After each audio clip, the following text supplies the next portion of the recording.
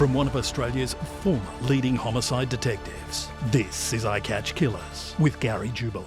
Today, I sat down and had a chat with recently retired cop Gordon Drage. As a crime scene officer, Gordon attended numerous murder scenes, drug plantations, and horrific situations such as the Dreamworld tragedy, where 4 people died on a theme park ride. And also had a look at the SeaWorld helicopter crash, where 2 helicopters collided mid-air, killing 4 passengers. We talked about car chases, arresting armed offenders, the time he got shot at, domestic violence matters, sexual assaults, and a whole lot more. It's everything you'd expect of a police officer to experience after working in South Australia and Queensland for 36 years. We also spoke about what it was like when he opened the first of several barrels containing body parts in the notorious Bodies in the Barrel case in South Australia. Gordon saw a lot of horrendous things in his career, and we also spoke about his mental breakdown, his recovery, and what he's doing now supporting first responders and their families. He's had an amazing career, and this is his story. Gordon Drage, welcome to I Catch Killers. Thank you very much. Pleasure to be here. Well, I always enjoy sitting down talking to cops, and recently retired cop. When did you get out? Just over 2 years now. Yeah. March of 23 was my end date. How are you finding life outside? Busy. Yeah. This retirement stuff is busy as, let me tell you. Yeah. Well, you retired from Queensland cops, and they've got a mandatory retirement at 60. Yes, yeah. So once I turned 60 at midnight on my 60th birthday, I lost all my magic powers apparently, and I was no good to anyone. You're out of here. I'm out. Yeah. Forget that experience. Yeah. That's funny because I don't think it is anywhere else in the country. I think it's the only place in the world. Yeah. It's still the most bizarre thing I'm aware of, but they lose hundreds, and they're suffering a real crisis now because there are hundreds of police of my age or coming up to my age that have got to go. So they're having a massive recruiting issue now, and their experience is just flooding out the door. There's a lot of that experience that you talk about, and you can't underplay the importance of the experience. So, well, when I joined Queensland, they had it was post the Fitzgerald Royal Commission, and they'd had lost a lot of experience. Perhaps some of it wasn't ideal experience to retain, but they'd lost all this experience. So they were targeting experienced police, and one of the requirements was you had to have a minimum of 5 years policing background before you could apply, which is where I came in. So a lot of us came in with already 5 or 10 or more years experience into the Queensland Police because they said we can teach you, practical stuff, we can teach you the law, but we can't teach experience.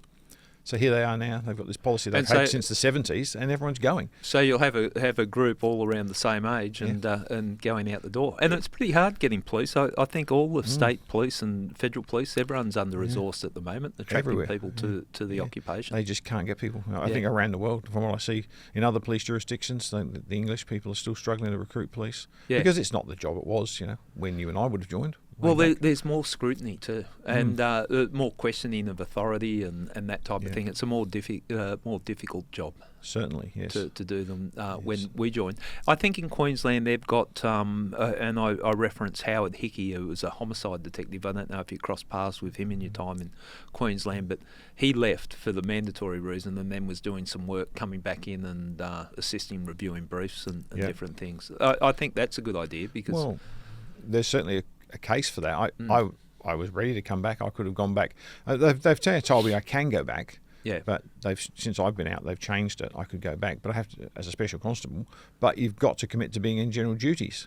Why on earth would I go back to general duties? I'd last about a month and I'd be suspended because I would not be able to put up with the current climate of juveniles and other people.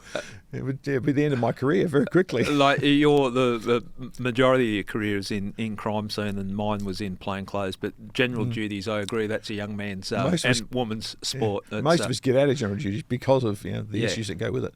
Mine was a bit more accidental than that, but it really is the front line of policing. With all the specialist police, we've all got hard jobs, but general duties, first responders. And what's their work cover going to look like?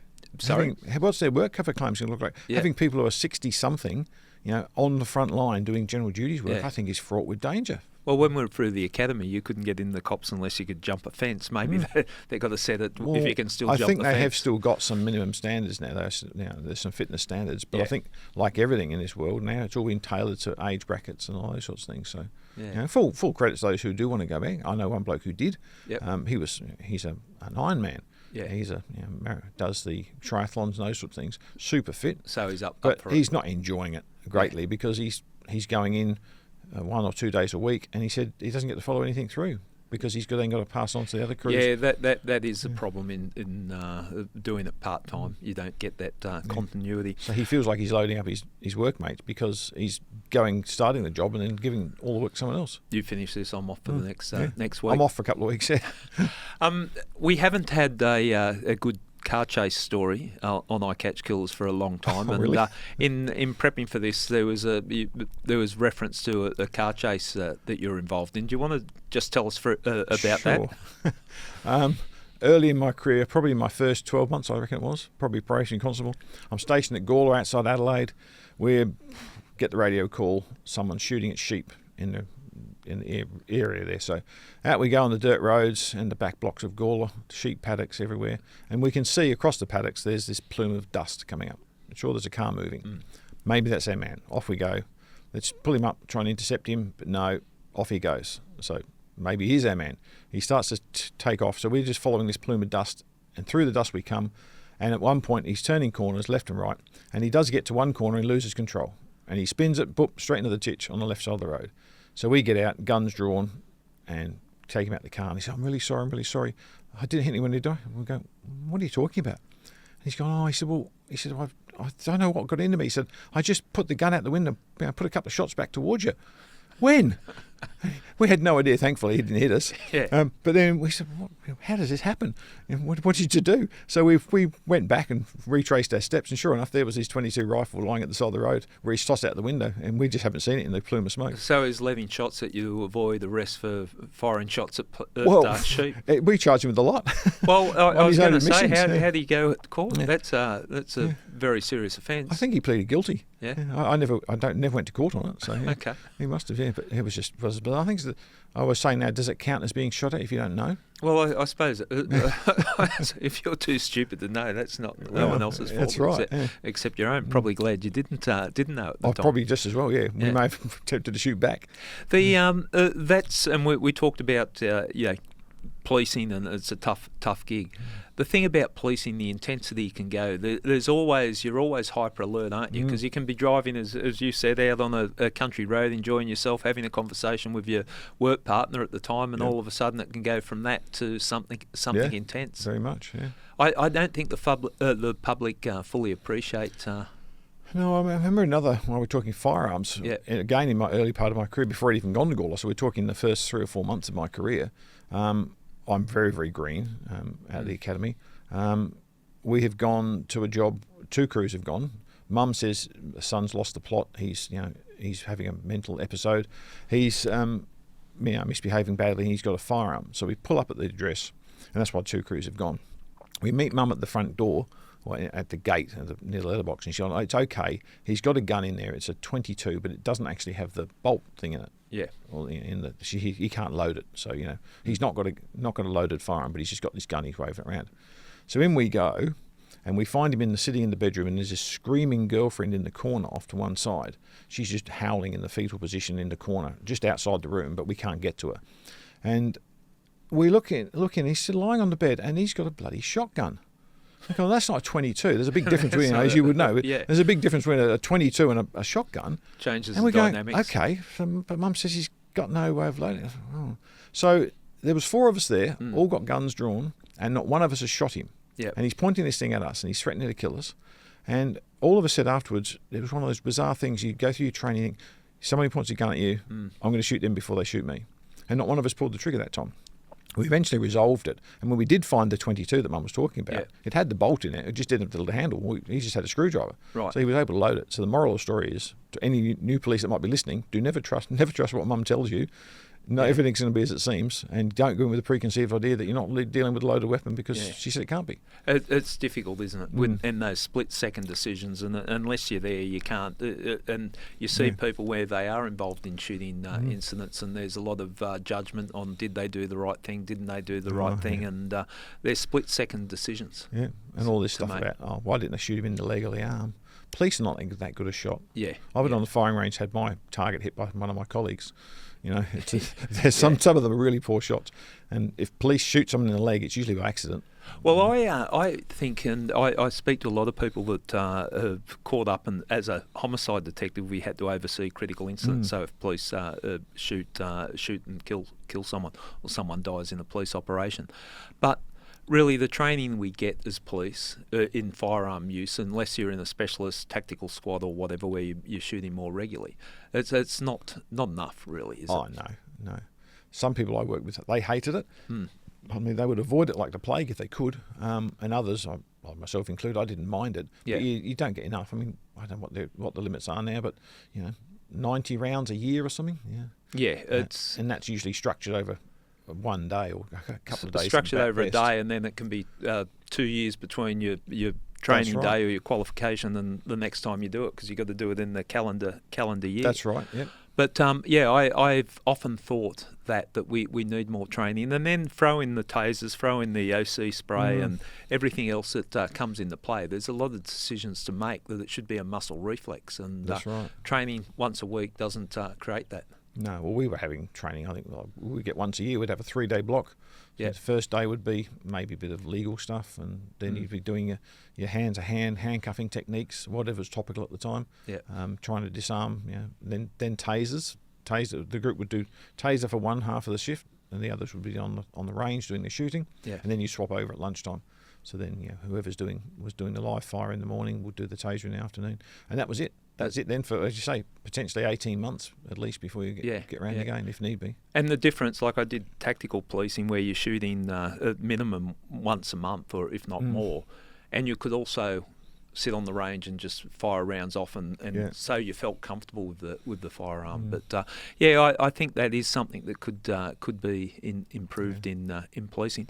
What about most people when they talk about their experiences early days in uniform, domestic violence situations, going to domestics? Was that something that you were confronted with? Oh yeah, all the time, because I was working in the northern suburbs of Adelaide, so it was the I don't know, every city would have them. Yeah. It's the tougher part, it's working class people, often lower socioeconomic occupants. And I lived out there too, so I include myself in these groups. So some of them, of course, had very strained relationships, and we would get called those quite frequently. But back then, when I first started, way back in the late 80s, DV wasn't known as DV. That was just a domestic dispute, an argument or whatever. Yeah. So they've now called it domestic violence. But I remember going to one at Elizabeth, and that was horrendous. We went and saw this lady, and as you do, you separate the male and the female. I had the male with me getting his version of what was going on, and my partners then come in and said, "I need to see you." And he was talking to the female in the relationship, and he said, "She's just told me he poured bleach over. We could smell bleach when we walked in. Yeah. He's poured bleach over, and he's hit her with a broom, and he's really injured her arm. Yeah. And he said, and during the whole process, he's raped her. Yeah. And rape in marriage." Oh, geez. So then we've had to call the CIB in and all those things. And it turned out that she actually had a broken arm. She had her arm broken, bleach poured over her, and had been raped. And she revealed a rape some days prior. And when it went to court, the magistrate just made the front page of the papers because in the, whatever it was, 1988 or 9 perhaps, he had said during his summing up, and I'm sure he didn't mean it to sound like it, but what the media grabbed on was when he said sometimes a man might need to persuade his wife a little bit, little bit of cajoling, a bit of coercing into sexual activity. Chaotic thinking, isn't it? So you can just imagine she had her arm broken and she had bleach poured over her. That's not sort of subtle cajoling. It's not doesn't fall into anybody's definition of foreplay. Yeah. So no, but look, we're improving definitely. the way that domestic violence is managed, but we're also seeing the ramifications, the amount of people that are killed as a result of domestic violence situations, and it's quite confronting, and it's very difficult early in your policing career to come in there and speak with authority, and that you're talking to people that are probably the same age as your parents or around that, and you're trying to give them relationships advice when you're trying to sort it out yourself. Yeah, one thing I was very grateful for when I went to apply for the South Australian Police, straight from school they knocked me back, and I was devastated. I only ever wanted to be a copper. I had an uncle who was a bobby in England, and I don't know why, I just always wanted to be a copper. There was no other coppers in my family apart from my English uncle. So I got knocked back, and they said, "Now we have to go off and get some life experience." I thought, oh, terrible. So anyway, that's what I did. I went off, and by the time I came back to them, I'd had an overseas sort of trip. I'd been in England for a year. I'd come back. I was working in a factory, working with a whole range of different people, and then I'd also got married and had my first daughter was born just before I went out of the academy, and that served me in good stead, because when you get to these things, one of the first things I'll say to you is, what would you know? Are you married? Yes, I am. You got kids? Yes. So I can answer yes to most of the things that I try and tear me down on. Offer somewhat informed opinion. I do have kids. I know they can drive you crazy, but you can't be beating the wife up for that sort of stuff. And so it does help. I think having life experience was beneficial. I 100% agree. There's exceptions that people have joined straight from school and they've made stellar careers, but I always thought that it served well with people who've got a little bit of life experience and spending a couple of years out of school, so you not going straight from school into cops. And absolutely. Tell us about your career. Just give us a brief overview of where you worked and what you did. I've had a very fortunate career. I've been very, very lucky to be in maybe the wrong place at the right time, or the right place at the wrong time, depending how you look at these things. Perspective. But I started my career in 1986. I went into the police academy in South Australia, came out in 87. I did 14 and a half years in South Australia, and then when Queensland were recruiting a lot of people, I took the chance then to move to Queensland because my eldest daughter was about to start high school. It was just timing for the kids. We thought, well, if they're going to go, South Australia financially was going very bad at that stage. I think they closed 35 state schools the year before the year I left and stuff like that. So it just seemed like it was better opportunities in Queensland for them. So we said, well, if we're going to go, let's go. And so that's what we did when we came up to Queensland. But I started in forensics because I'd only reasonably newly married when I first joined South Australia. I'd always had an interest in photography. I was a keen photographer ever since I was about 14. And then so I saw this. I needed to earn more money because the policing, today's probably not so bad, but back then the police pay was pretty ordinary. So I thought, well, I've got to earn more money. And I looked around and thought, to get more money, you had to get more rank. So I needed to get some stripes. How do I get stripes? I look around, okay, we're going to get promoted. Getting promoted in general duties was really hard because you've got that pyramid effect. So you're down in the bottom, the basement, if you like, of the pyramid. You haven't even got to the top. So cluster at the top. The further you go up. So I looked around, I thought, we've got to specialise. And I thought, what do I want to specialise in? And then I saw the course advertised for forensics and like crime scene. I thought, what's taking photos? I could probably do that. So I applied and got on the course and did pretty well on the course. And then I thought I'll just have it in my back pocket, ready for when I do want to have enough of being in general duties. When I'm thoroughly sick of it, I'll do it then. So I went back to the station, and the senior sergeant at that stage was doing rosters and things. He said, you're going off to forensics in 28 days. What? No, that's not the plan. He said, well, no. He said, you can't do the course. You can't go on well, I'll be blunt. He said, you can't do the bloody course and not go. He said, especially when you scored as well as you did. So, because I think I may have topped the course, but I don't want to brag. But I did pretty well. And he said, no, you got to go. That's it. That's how it is. You can't do the course and not go. You're bloody going. Okay, so off I went. That changed the direction of your career, didn't it? Then I find myself on the train, trekking into Adelaide and stuff for 2 or 3 years. Yeah. And then in my first year or so of being in Adelaide working there, they asked me to go and relieve over at the forensic section, or the physical evidence section, doing more major crimes and the homicides and those sorts of things. So I said, I'll go, have a go at that. And went across there. Originally, I think it was going to be for 3 weeks. I never left. Yeah. Yeah, they kept me, and we got stuck into doing comparison work and murders. I travelled all over the state with it. And then I sort of got a bit burnt out, I suppose, towards the mid part of 1995. So then they had a position advertised for the country crime scene people at Cadena on the York Peninsula, which is that little boot, like a tiny little miniature Italy. When you look at the map of South Australia, little boot. So I went and did about 4 years there until the girls got to the stage where the eldest was going to start high school. Well, what are we going to do? Went to Queensland. Well, that's it. Given up on my forensic career. That was fine.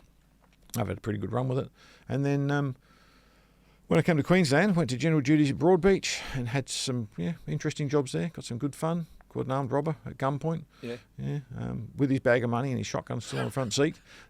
Those were the days. When they could still chase people. It was literally cops and robbers when the banks were being robbed, wasn't it? It really was. Chasing the bad guys. They had their sawn-off shotgun, a bag of cash, and they're usually a balaclava or something. He was a very active armed robber at the time, going around knocking off banks all over the Gold Coast.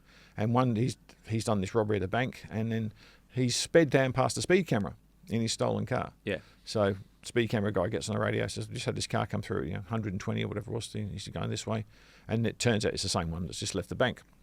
And we were just at the Broadbeach police station doing typing or something, and we were listening to this chase sort of coming in, and sure enough, it's coming straight towards us. So my partner then, who was ex-South Australia, he jumped in, let's go, off we go. So away we go, I'm in the passenger seat, I'm trying to call the chase. We end up being the lead car, mysteriously. I'm not quite sure how that was, but Chris could drive. Sometimes you find yourself in the wrong spot. So Chris could drive, so off we went, and we went the wrong way down some one-way streets and things, and I'm trying to read the signs of the street signs where we're going as you're calling the chase. And of course, I get the one. He turns down the one street, doesn't have a street sign. That's the only time I've sworn on the radio. There's no bloody sign. But it's funny you say that, because I think a lot of operational police have had that experience when you're in a chase, and some driving is a bit of pressure. But if you're calling the chase as well, or trying to pick the streets and all that, a lot of pressure. It can be. And like an armed robber that's done a stick up on a bank, they don't give up easily. No. So did you catch him? Yeah, he went down to the end on like the Gold Coast Highway, so it's quite a busy road, and then he's come up towards red traffic lights. No surprise if you live on the Gold Coast that we've got red traffic lights, and the traffic's starting to build up. So he's just done the U-turn across the traffic island, and gone to go back the other way. So my driver at the time, Chris, he's done the same thing. Across we've gone, and bugging me dead, we've crashed into the right side of his car and pushed him into somebody's front fence. Up on the curb he's gone, and our police car's sitting up against his driver's door, so he can't even get out. So we've jumped out, ran the other side, and there he is, sitting in the car, shaken and stirred with his bag full of money and the shotgun on the front seat. So he's been arrested at gunpoint with probably a dozen other police. I lost count, because you get that blue haze, you've got that the fixed vision that comes on. How was the adrenaline from your point of view? I know in I was seriously weak at the knees. Type of chases that it's so intense. Yeah, you're seriously weak at the knees. When you actually stop and you've got him in cuffs, you think, okay, and you think, my knees are shaking. Yeah, I've literally got wobbly legs because the adrenaline's just dumped. And you the first couple of times you notice that, and you become aware of it and have an expectation that it's going to be the case. But they were wild times, and when the banks are being robbed. Like you think now, if someone we're recording in Sydney, but if someone walked into a bank in Sydney now with a gun, it'd be on the front page of the paper. It was just a regular occurrence. If they got money from a bank now, it would be surprising. Banks don't even keep cash like they used to. I catch up with some old notorious bank robbers and all that, and I always joke, if you guys came out of retirement and stormed into a bank, they'd want your password. You'd have to download an app. And I'm sorry, we don't have cash here. The fraudsters are the ones that are making the go of it. Now we can order some cash for you, but you would come back tomorrow, 9 o'clock. How much do you need? So, okay, that gives us a sort of sense of your career, and 36 years all up, and split fairly evenly between South Australia and Queensland. As a crime scene officer, how would you describe your role? Just describe your role for people. We watch CSI, and we have all different views. Just explain what your job is. That's probably the best way of doing it. CSI is what people associate with. We do the photography, we collect bloods, fingerprints. I did fingerprinting for shoe mark comparisons, tie mark comparisons, collect bloods, hair, all those bits and pieces along the way. Depending on the nature of the job, would depend how in depth you'll go with that sort of stuff. Tape lifting of bodies and objects and things. And then when I was in South Australia doing the physical fits and things, stuff that's just broken or smashed, putting headlights together, tail lights to try and identify cars, stuff like that. All that CSI stuff is sort of what we did. Yeah. And it's crucial to an investigation, looking at it from a homicide detective's point of view. Some of the most crucial pieces of evidence we got was from the crime scene people. And like you said, footprints and all that. I recall someone was bashed to death, kicked in the head, and a shoe print was left on the forehead of the victim. And that matched identically to the footprint of the shoe. Yeah. So things like that. There's a few like that. Yeah. Pedestrians who get hit by cars that have car emblems embedded in their legs and things. Yeah. But it is crucial. Now, fairly early in your scene, I think you described it as your first murder, and it was one that I've spoken to you before we sat down, where DNA came into play. It was the murder of Mavis Pitt, a 75-year-old. Do you want to tell us the circumstances surrounding that? Because it sounded like a horrendous one. It was. It still sticks with me because it's my first one, partly because of the circumstances. Mavis was a 75-year-old lady who was just living alone in a little... her old style house in Pennington in Adelaide's western suburbs. Yes, minding her own business, was have tea, coffee with her neighbours and stuff quite regularly. Was the genuine, lovely little old lady from what I can gather, and this was one that was like a stranger murder. Most of them are people, as we know that there's usually, I think there's a high percentage that are known to the victims and stuff like that. So she was killed by, as it turned out, we went in and found her on the laundry floor with her lower clothes missing or hitched up, and she had this absolute look of terror on her face. That still stuck me. I walked in, there was this, if you can imagine an elderly person who's just been completely shocked. Their eyes are wide open and they've got this sort of exclaimed look on their face. That was her, lying dead on her laundry floor, on her back. We found a hose, the connection from a garden hose in the sink, that also became relevant. So we processed the whole scene, and it turned out that the offender was a fellow by the name of David Jarrett. He was a young man who was involved in cleaning her roof. She'd had her roof repainted not that many months before, right? And he'd sort of befriended her then because he was there for him and his team of workmates were there for 2 or 3 days. His job was to clean the roofs and the others were to go up and paint it. So one of the things when we tape lifted her body, there was a lot of these different little tiny globules of paint that came up. But they were only grey, greens and sort of orangey ochre colour. Yeah, and, of course, we now know that they were the paint colours of the roof. Can you explain swabbing the body? I know what you're talking about. Explain. A tape lift is where, back in those days, we were literally using sticky tape, just 20 mil wide, I suppose, and we would get that and we would just tape it over the body, the clothes and skin, whatever we could do, the entire surface of the body. Yep. We would do, and when it stopped being sticky, we would then, just before it would stop being sticky, we would then put that on a glass microscope slide, and we would sometimes take dozens and dozens and dozens of these microscope slides back and give them to the forensic scientists, and they would look over them, and that's when they found these globules of paint and stuff. Now, you're looking for a foreign object on looking for anything, might be a stray hair. Yeah. In this case, it was little bits of paint and stuff. But they also, at the post-mortem, they also do vaginal swabs, and they take swabs from the mouth and things like that as part of the forensic examination at the mortuary. And from the vaginal swabs, I believe, with this particular case, there was semen that was found? Yep, so that gave them something to work with. And it turned out when the police did their investigation, the detectives, they had, I think they had 16 or 17 suspects in the end. Some of them were the gang that worked on the roofs, and others were just neighbours and people. So they went and got voluntary samples from most of them, and including their suspect. And it turned out he was a match. It was one of the first times I think that South Australia had DNA used in a criminal trial, because it was still quite new back then. We're talking 1992, I think, from memory. So we were still quite new in South Australia with that, and they were using a PCR method, which at the time I think South Australia was one of the only states that was doing the PCR method. Other states were using other amplifications, a different RF something or other, and South Australia was a bit groundbreaking in that sense that they stuck with that. Can you explain PCR? PCR is, in very much layman's terms, PCR, I think, polymerase chain reaction. They essentially take a small cell or groups of cells, and they just replicate it. They basically clone it. A bit like, we all know DNA and Dolly the sheep from all those years ago. We were all going to be the same. We were all supposed to look the same, apparently. That's certainly what they're using, that technology. They're able to multiply it until they get enough, or they call it amplification. But they amplify it to the point where it's then a suitable size for analysis, because you can't analyse just 1 or 2 cells. They want a decent quantity to be more accurate.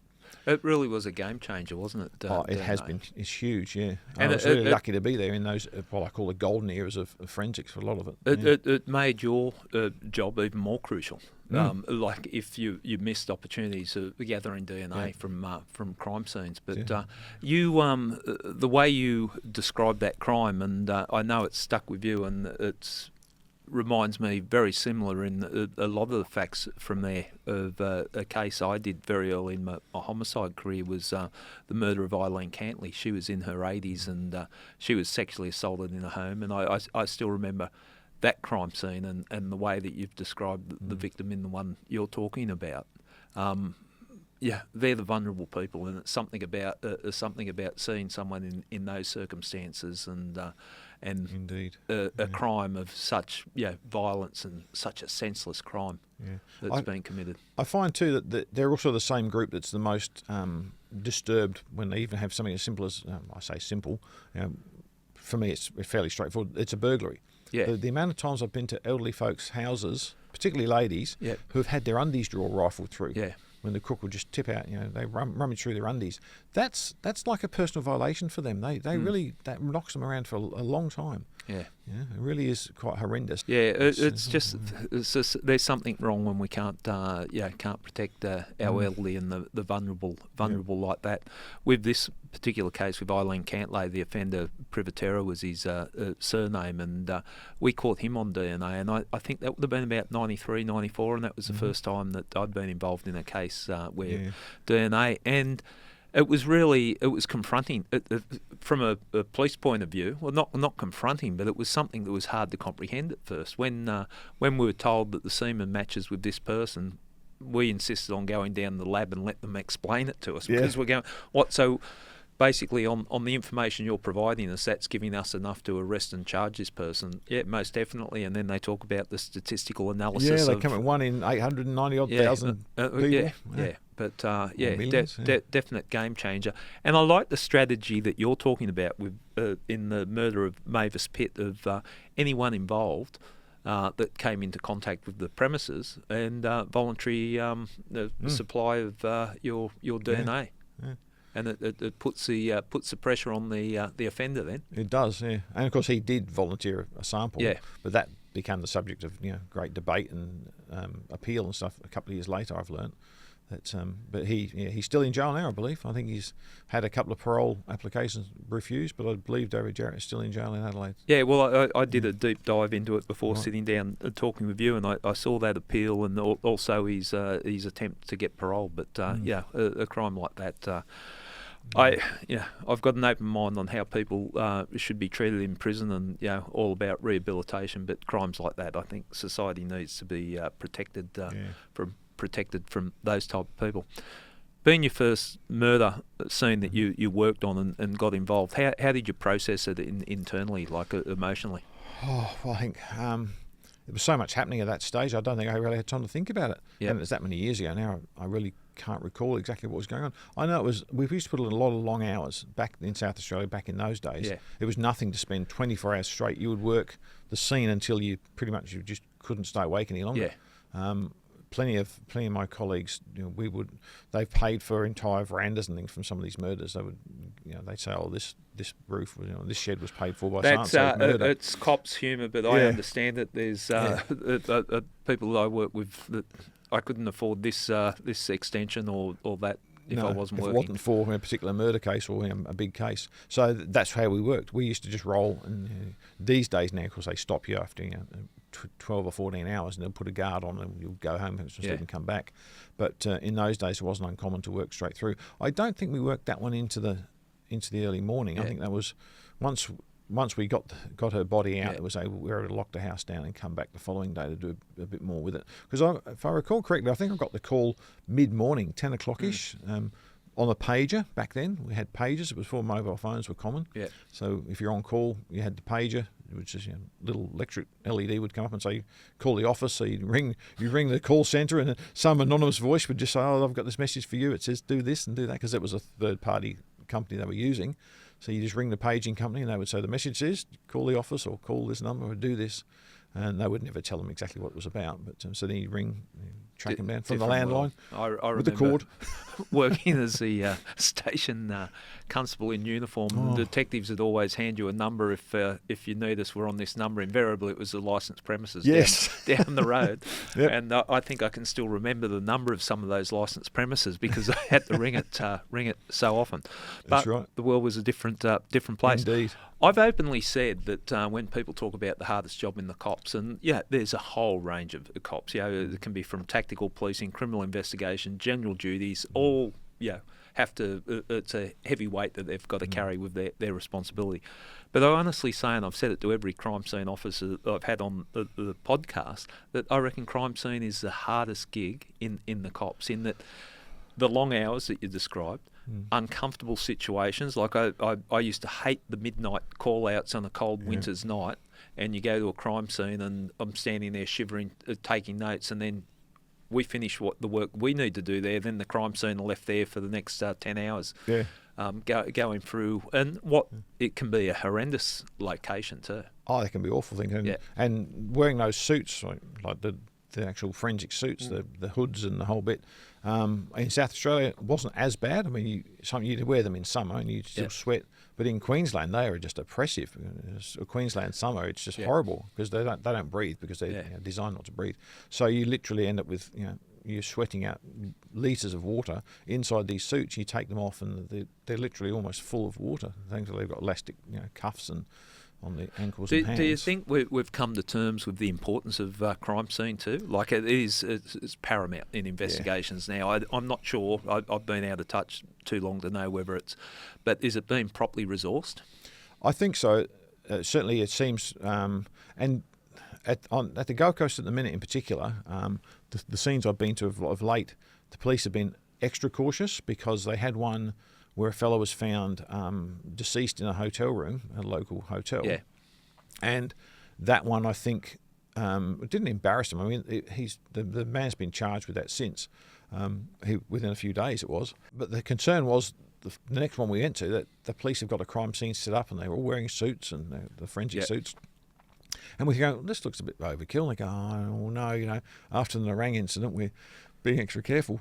So you get a little wake-up call every once in a while. But they seem to be very quick at the moment now to declare a crime scene and keep everyone out, which is the safest option, of course. Because contamination's a big thing, and this is what, until you sort of break it down, you don't really appreciate the importance of it.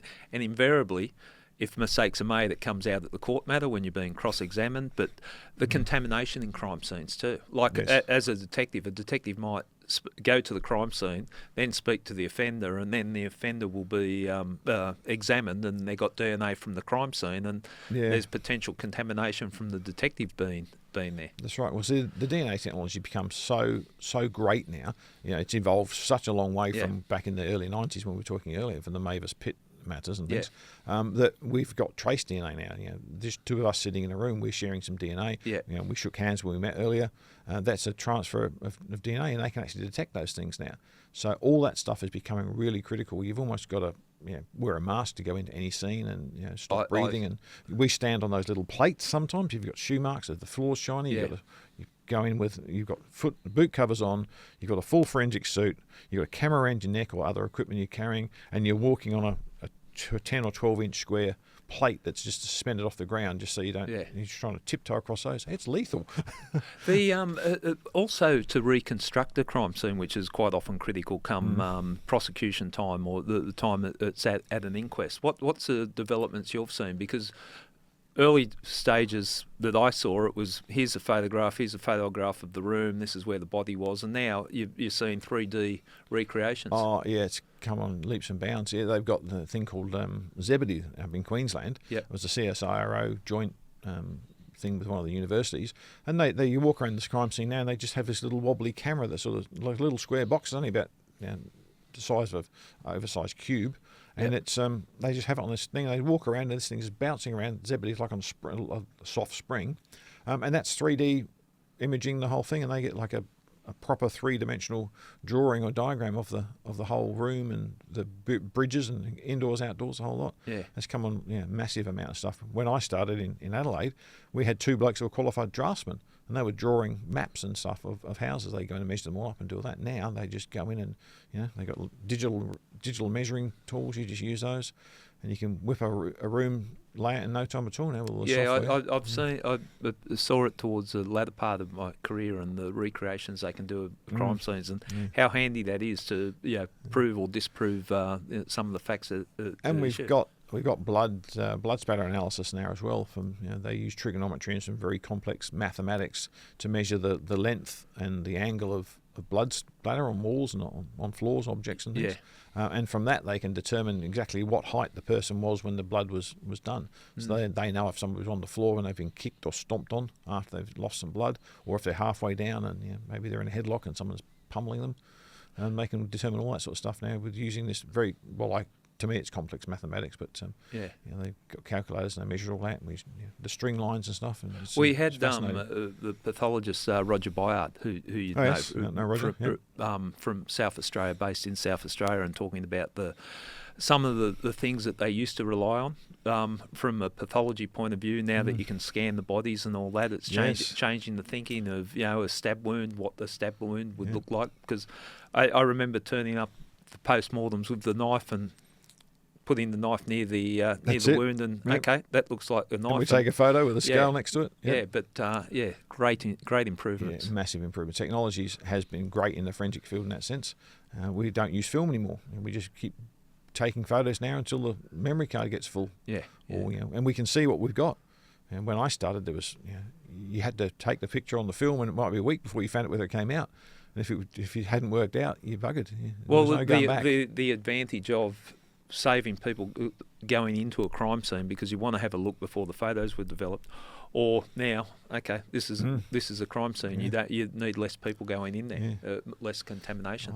I've had men lying dead on a roadway, hit and run from a car accident, and I've had him identified in 20 minutes.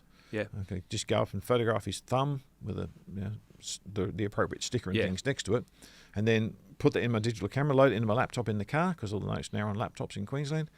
Ring the fingerprint office and say, I've just sent you this job, can you rush it through, because he's dead, he's here, we need to find out where he lives, who he is, so we can do this stuff.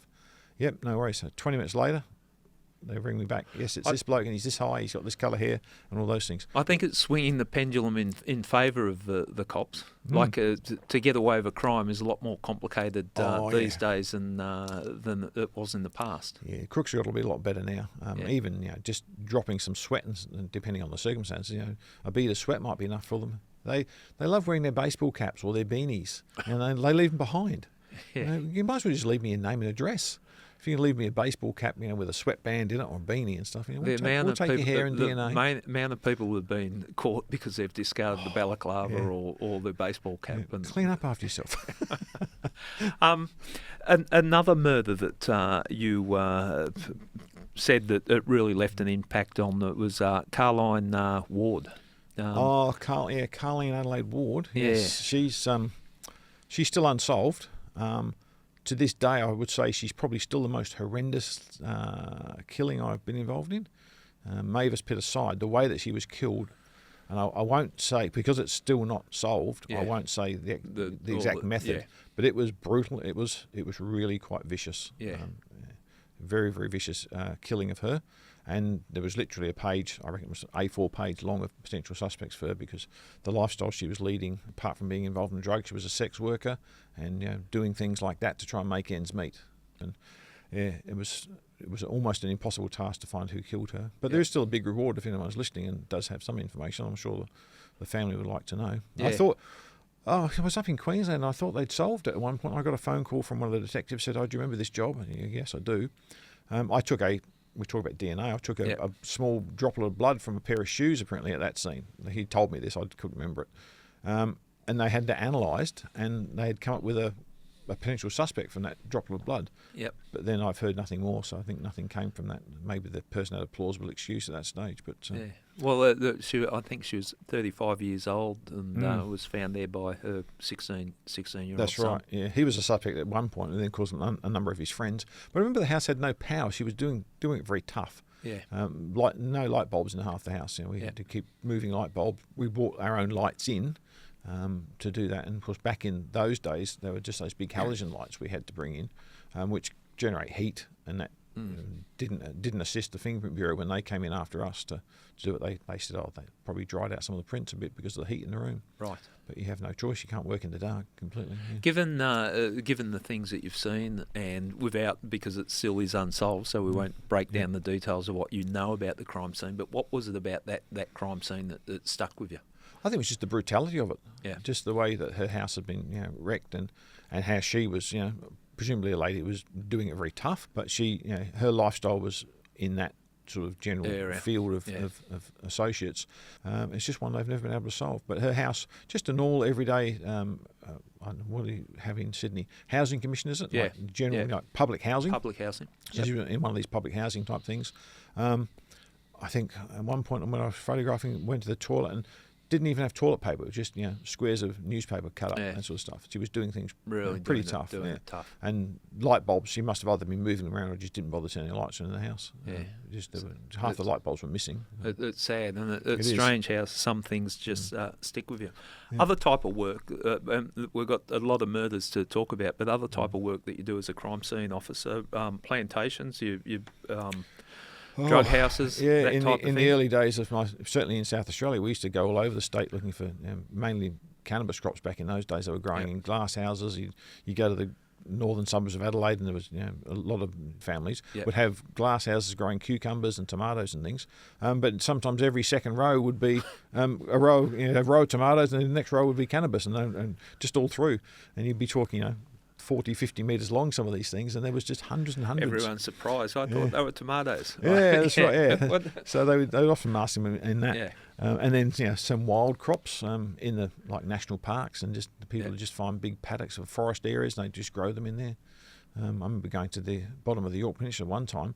There'd been a fire, and the Rural Fire Service had gone in and put the fire out, and they'd traced it back. So they found this makeshift campsite with this caravan had an old kerosene fridge. Yeah. So the kerosene fridge was the reason that it had caught the bushfire had started.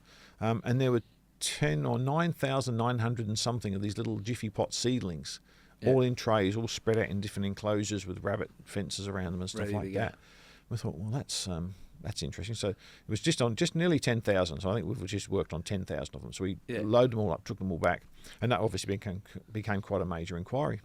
Some of them looked like they were cannabis, you could tell, and others weren't. So we made a plan. We took a representative sample of these trays, and I put them in my forensic car, and I drove it back to Cadena, which is like 2 hour drive, and some of them had little sprouts on them. Yep. So I think the following day I drove them to Adelaide to the botanist and said, "Tell me what these are." And they had a look at them, and he said, "I can't tell you exactly what they are." I said, "Why not? They're plants. You're a botanist. Tell me. That's what you do. You're a botanist. You tell me you spent all these years. You can't tell me. You spent all these years at university. You can't tell me what these are." And then these little. He said, "No." He said, "Because there's a certain point in a plant's life where it could be anything," which I didn't know about. I was like, perhaps it's like human embryos, but these little things were so small he couldn't tell me. I said, "Okay." So he said, "Grow them and bring them back when they're a bit more mature, and I'll have a crack." And how is your drug dealing going? Well, that was the thing. So I went back and told that to my detectives, and then they made inquiries. And the drug squad had said, "Well, we'll get you a permit. You can get a research permit." I went, "Oh, okay." So I had these in my exhibit room and I watered them and kept them going. Then I spoke to the superintendent, Dennis Edmonds, his name.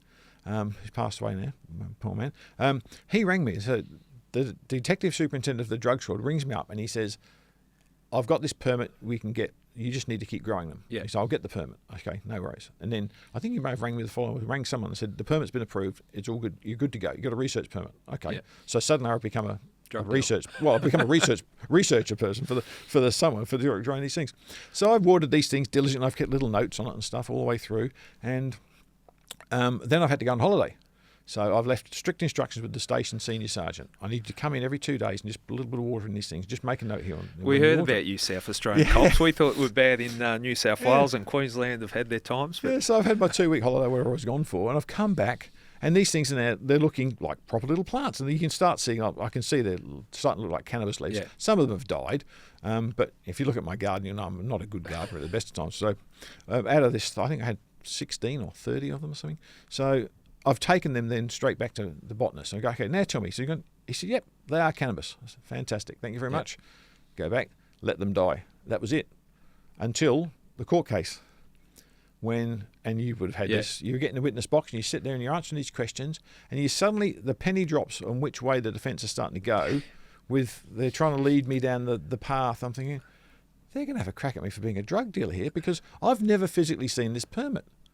So you've done that. I said, well, yeah, I did. I said, did you ever see the permit? No. Do you know the contents of the permit? I said, no. I said, but superintendent, he rang me and he told me I could do it. A friend of a friend told me it's all right. Yeah. So it turned out during the judgment of it all, I think they got convicted. There was no issue with that. Yeah. But there is a 7-page judgment that names me and, at the time, Senior Sergeant Spencer as technically we have cultivated cannabis against the Controlled Substances Act of South Australia. We are actually, I'm a drug grower. Well, Gordon, we all make mistakes, but as long as you learn from your mistakes.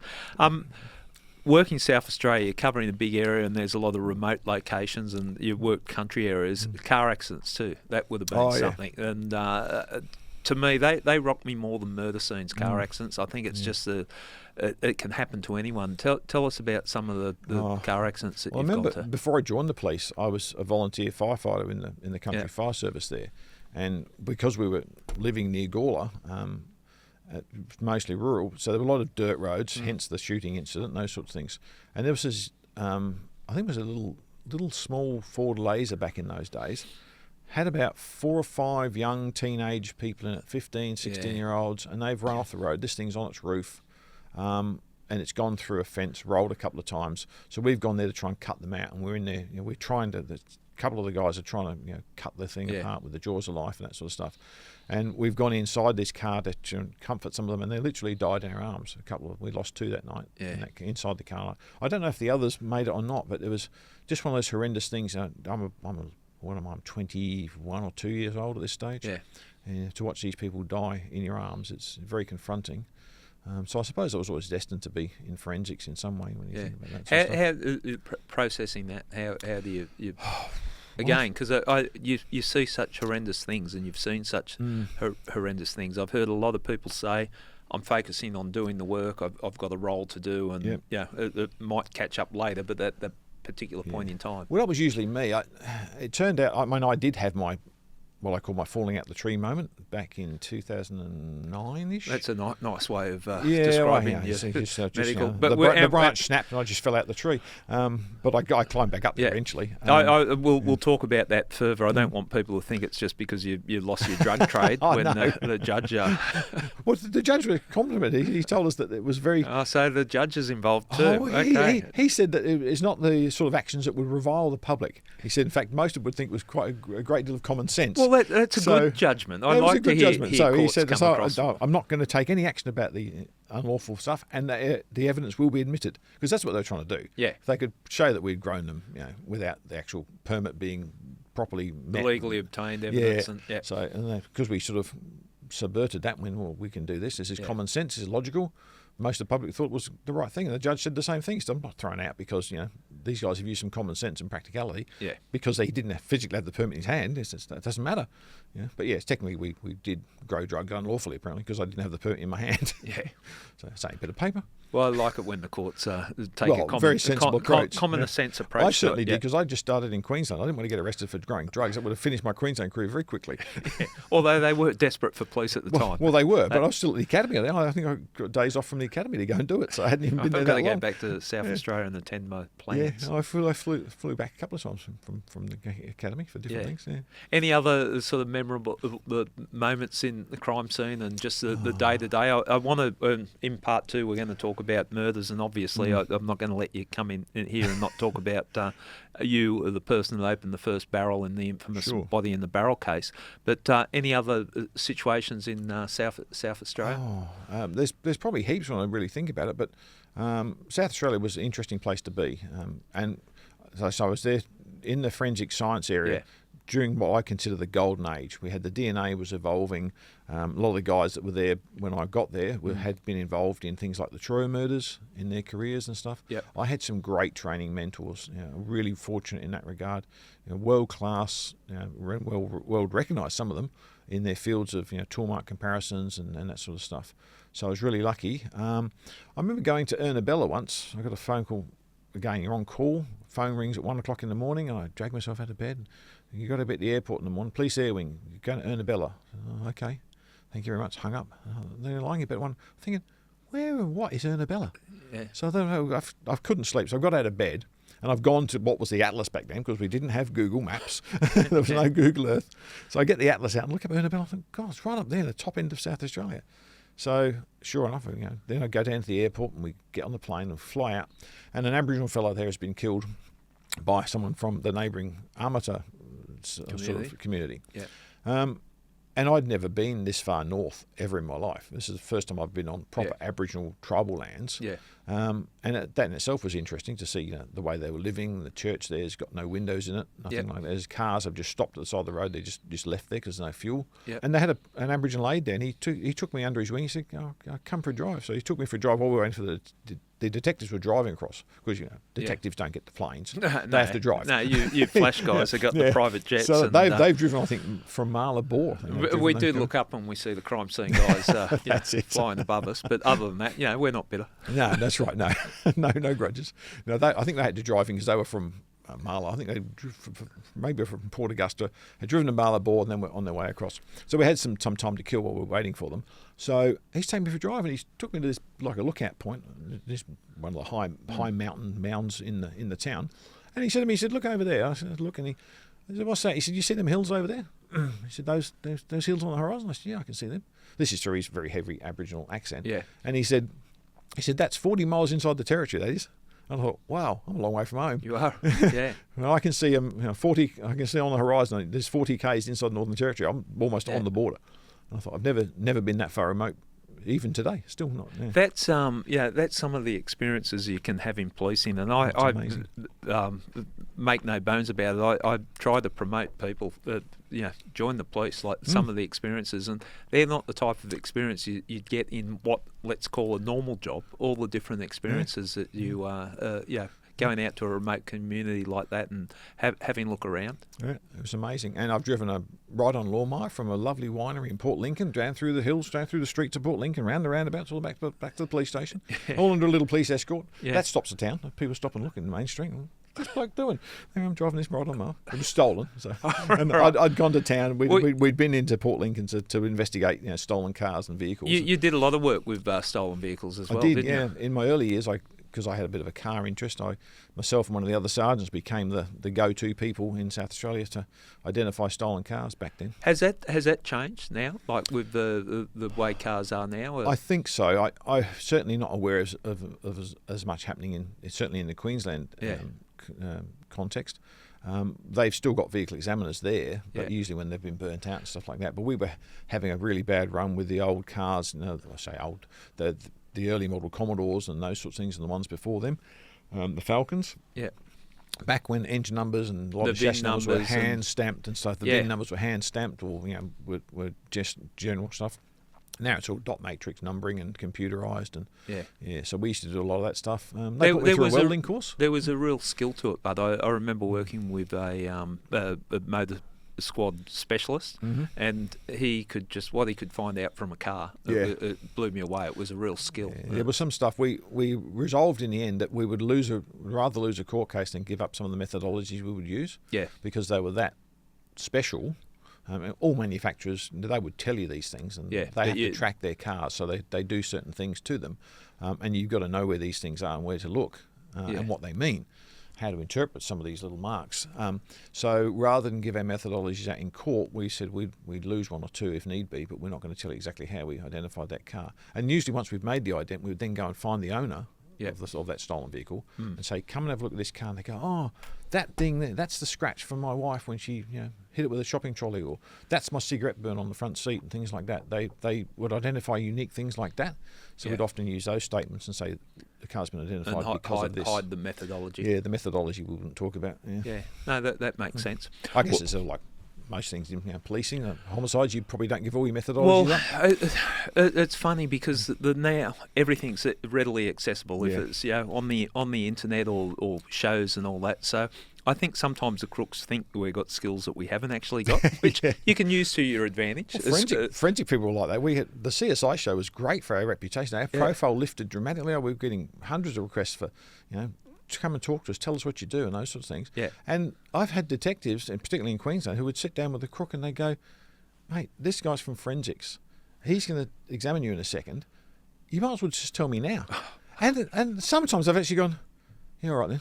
I'm not going to admit I've ever said to a suspect, "You've watched CSI, haven't you?" Yeah, well, and that was what it was all about. And some of them actually apparently rolled over. Oh, yeah, we're going to find it anyway. But that's good pressure. That's legitimate pressure.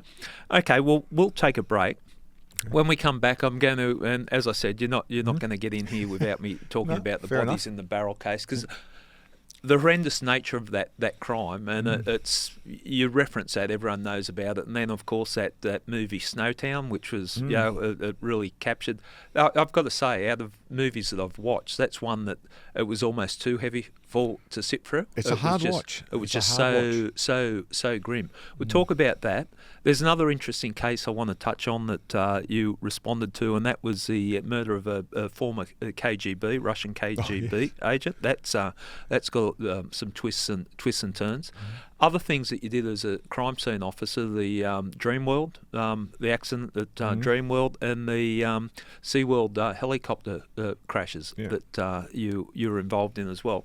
Also want to talk about, and I've spoken to you before, and you're happy to discuss it, that eventually this all caught up on you, and the battles that you've had for mental health, and also touch on what you're doing now to help first responders and their families. So plenty to talk about. That's just scratching the surface. We'll have a break and we'll be back shortly.